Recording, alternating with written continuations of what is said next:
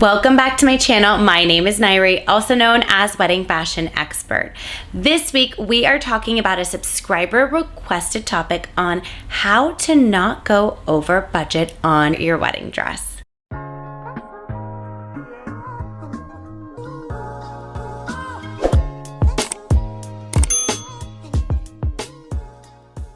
Before we dive into this week's topic, please be sure to subscribe to my channel, give this video a thumbs up, drop me a comment below, let me know if there's a particular video topic you'd like me to create a video on. I am here for you, guiding you along the way leading up to your special day. For those of you that are new to my channel, welcome. I am so honored that you have found me. I am of course a wedding fashion expert, stylist, buyer, wear so many different hats at LOVELLA Bridal located in Los Angeles, California. For daily content, be sure to follow us on Instagram at LOVELLA Bridal, at LOVELLA Plus, and at Wedding Fashion Expert. Be sure to hit that follow button on TikTok as well, at LOVELLA Bridal and at Wedding Fashion Expert. As I mentioned, this week's video was inspired by a subscriber.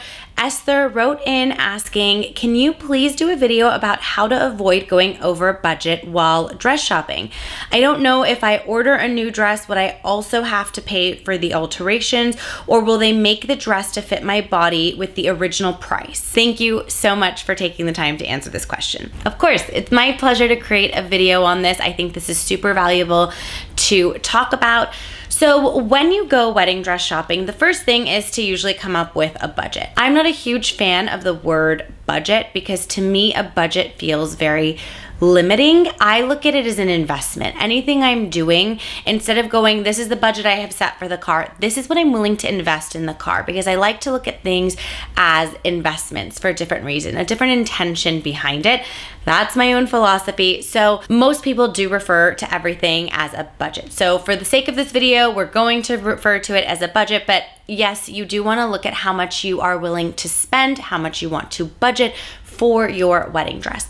This is extremely difficult to do because you don't really know what the dollar buys you until you start wedding dress shopping. So typically I say, come up with a number that you think makes sense. If you want to get a little bit of an idea, if you go to lovellabridal.com, under our designers tab, you will see all of the different designers that we feature. And when you click on a gallery, it's going to give you a price range of the selection. I know some stores put the dress and each price of the gown on their website as well, or they give you a price range of the dresses that you'd be shopping. So the first thing is to really find out, what does the dollar buy you? Because how can you set a number if you don't know how far the dollar is going to get you? That being said, once you're able to determine the cost that you want to invest in your dress, budget for your dress, however you want to call it, you need to keep in mind to answer Esther's question. Alterations are separate. Alterations are not included with the cost of your dress, and if they are, I usually tell you to run. Alterations are very, very labor intensive, and you probably wouldn't do what you do for a living and work for free. Neither is a seamstress. It's super labor intensive. It really requires the proper education and knowledge and expertise to be able to execute the proper alterations for wedding dresses. To take it one step further to answer Esther's question, the dresses are ordered. When you order a wedding dress, the size is determined based on your bust, waist, and hip measurement. Based on your bust, waist, and hip, each designer has a size chart. So you will look at the numbers on the size chart, bust, waist, hip, order the size closest to your body. Please do not order smaller than where you're currently at. So many brides think that it is a brilliant idea to order a smaller size to force themselves to lose weight into that size. Please don't do this. If you lose weight because you want to, great, or you have goals that you've set, whatever works for you, you can always take the dress in. I have seen so many brides do this where they order the dress smaller, one, for weight loss, two, to hopefully avoid alterations, and they try to get to that exact measurement to avoid alterations. Please keep in mind, these dresses don't come exact to the measurement. They could be a little bit smaller, a little bit bigger. So even if your body measures perfectly in the size chart for a particular size, you're still going to need alterations, especially if it's a strapless dress that requires support. So just because your measurements fit it, the dress might fall a certain way that it needs to be tweaked, okay? So you want to budget for alterations as a separate cost. On average, alterations are typically going to be under $1,600. So if you set the intention of a $1,600 amount, $1,600 for alterations, you're likely not going to go over budget on that. It would be under. But I would usually say the average cost of alterations, if you take the high cost and the low cost, somewhere around $900 to $1,000 is going to be your sweet spot.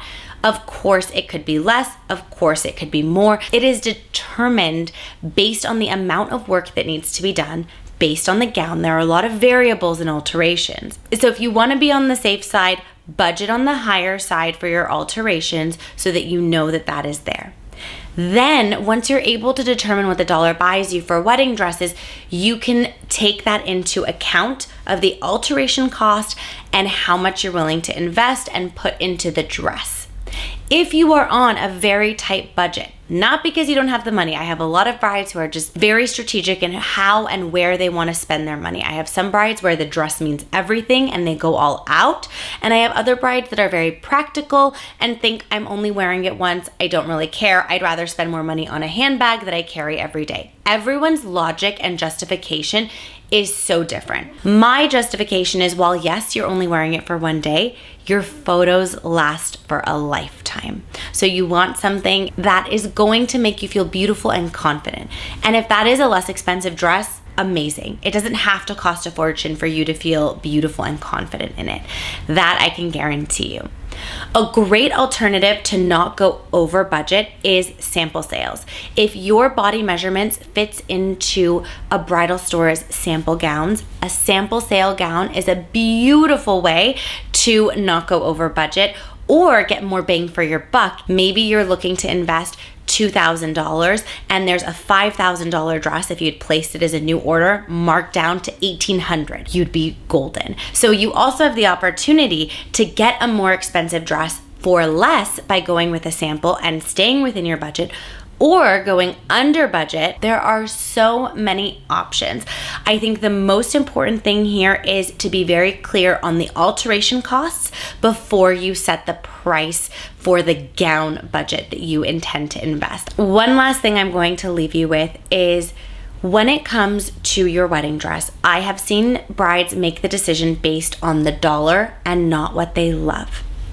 If you happen to fall in love with a dress that is over budget, but you love it, I am not saying that I encourage you to go over budget because I want that bridal store to make the sale. That's not at all what I'm saying.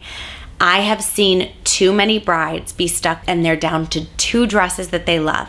One is less expensive, one is more expensive. They love both, but they are swayed by the price point to buy the less expensive dress, even though they may have loved the more expensive dress more. When it comes down to alterations, I have seen two things happen, or even a gown inspection once the dress comes in.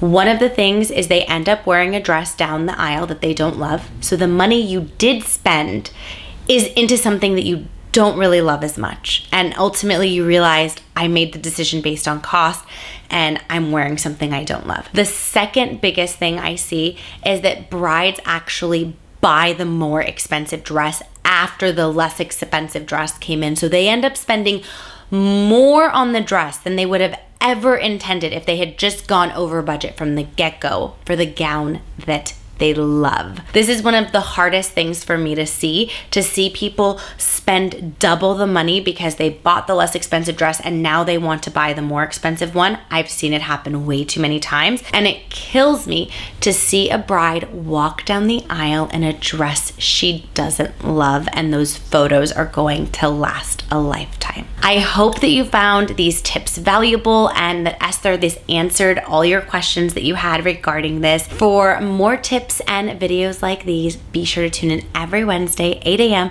Pacific Standard Time, and I will see you in next week's video.